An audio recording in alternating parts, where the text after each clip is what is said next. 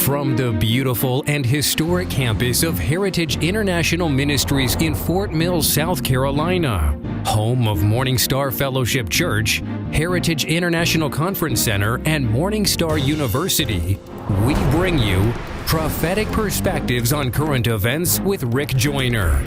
Now let's join Rick for insights and analysis on the important events and issues of our times. Well, thank you, ladies and gentlemen, for joining us today. We've got a powerful show for you. Returning with me, Dr. Lance Wallnau. I'm Dave Yarnes, the Vice President of MorningStar Ministry. And yesterday, on the last show, Lance started to bring up some topics that were absolutely mind-bending. Lance, you said that we could find hope in the midst of these headlines that are coming out, in the midst of things raging around us, that not only could I find hope, but I could fuel myself off them. I could use this to make myself more congruent with what God has for me.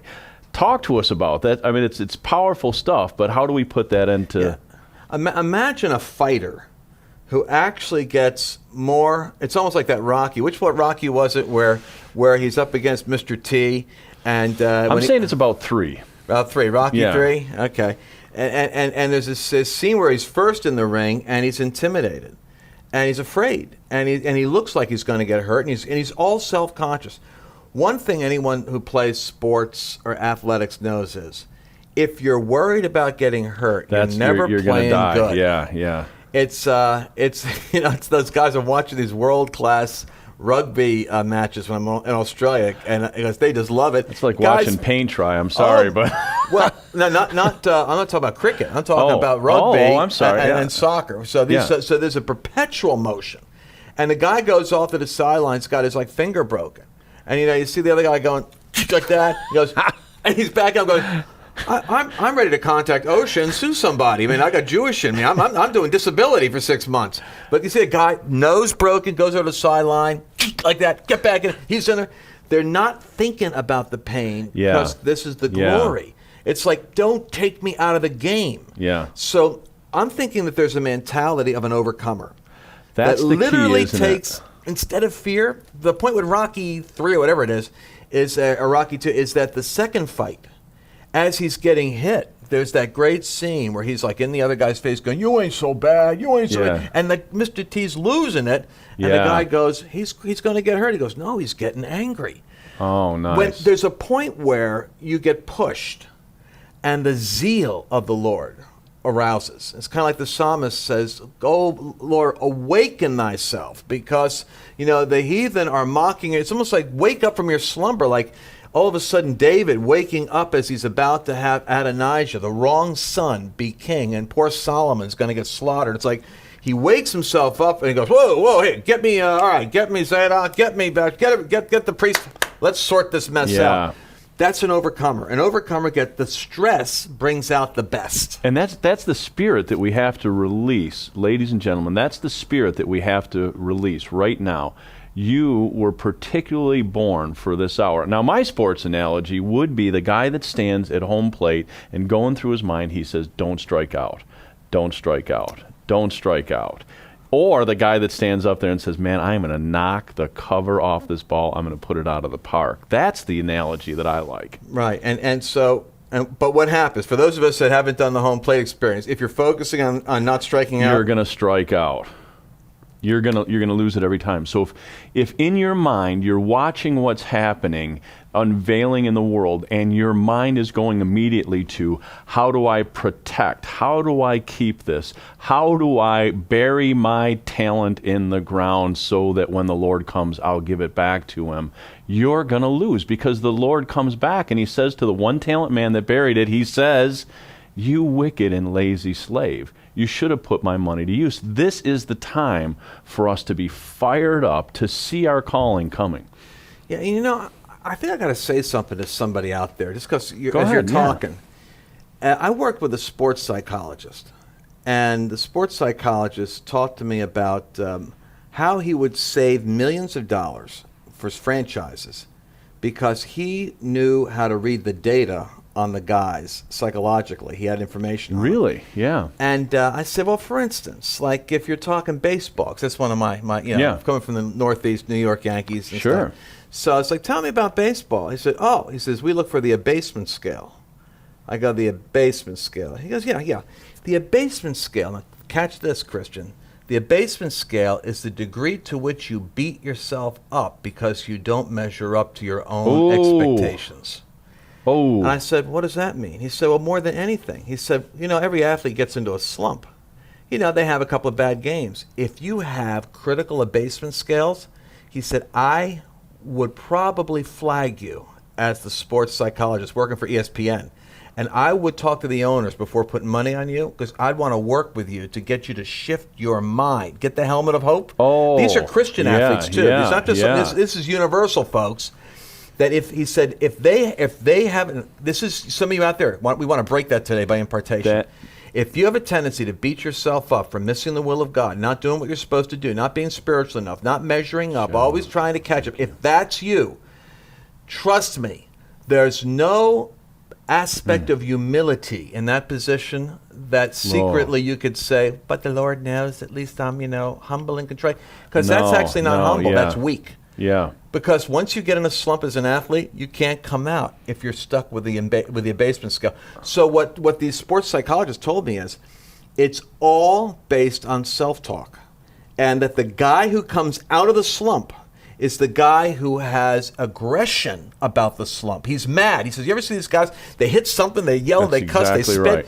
The person who is beating himself up doesn't manifest anything because in their head, they're hitting themselves.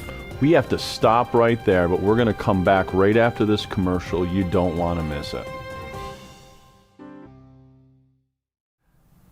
Hi, I'm Dave Yarns, Vice President of MorningStar Ministry, and I want to continue right in this vein. We were talking about this ability and the abasement scale. I love that concept because, now listen, it's in the Pilgrim's Progress, Bunyan says that when Christians first come to the Lord, he calls it the slough of despond, where I start to realize in the presence of a holy God that redeems me, this kind of wickedness and stuff that goes there. But you can't stay there. There is a kingdom to build. There's a destiny for you. You've got to see yourself redeemed. You've got to see yourself primed for the occasion. So just talk to me a little bit more about that abasement scale. So the sports psychologists are weeding people out based on their ability. Now, in my mind, I'm thinking, if I'm in no other sport like baseball, I think, because if you get in a slump, the mental state of that and turning it back around, that's what we're talking about as we face the economy, as we face what's coming down the road, getting that abasement broken off. That is brilliant. Yeah, having the helmet of hope. I guess that's why they give you the doctor in there, right? That's right. Yeah, that's right, because we do a little of it all. But when the Roman soldier had the helmet on his head, when Paul looked at the centurions who were the particular officers assigned to keep him as a political prisoner, the officers had inscribed, David, every campaign that they had in the side of their helmet, which meant that the higher rank you were, the more inscription, like you'd have medals and ribbons in our armies.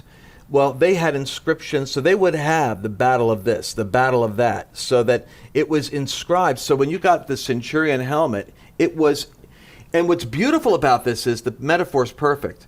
You have got to take the word of God and etch it into your mind. The helmet of hope isn't some arbitrary thing that comes down your head at a beauty salon. Yeah. You actually etch the words in, casting down imaginations and every high thing, every thought coming down. The abasement scale in psychology is when your helmet gets knocked off your head because you failed to measure up to the test. You lost it. You sinned. It was either doubt, anxiety, worry, or flat out you blew it. Now what the devil wants to do is to keep the helmet off your head for a couple of days so you beat yourself up till you feel bad enough, like you've done bad, like you're ready to put it back on and kind of come slinking back to the Lord. Forgive me, Lord, I'm just a terrible sinner. The problem with that is that the abasement scale is a beating yourself up scale psychologically that robs you of the speed of recovery to go to the next time at bat and whack that thing out of the park.